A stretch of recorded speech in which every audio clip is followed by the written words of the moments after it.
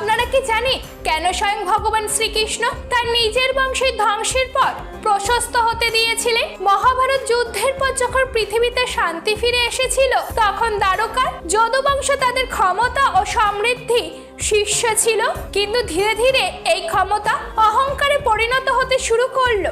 একদিন ঋষিদের উপহাস করার জন্য যদুবংশীয় যুবকেরা শাম্বাকে এক গর্ভবতী নারীর বেশে সাজিয়ে তাদের কাছে নিয়ে গেল এবং জিজ্ঞাসা করলো, বলুন তো তার গর্ভ থেকে কি জন্মাবে?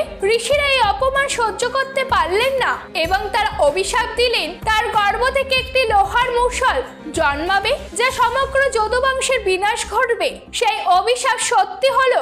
মুষলটি ধ্বংস করার চেষ্টা করা হয়েছিল, কিন্তু তার গুঁড়ো সমুদ্রের তীরে জন্মানো ঘাসে পরিণত হলো এবং সেই ঘাসই একদিন যদুবংশের বিনাশকারী অস্ত্রে পরিণত হলো।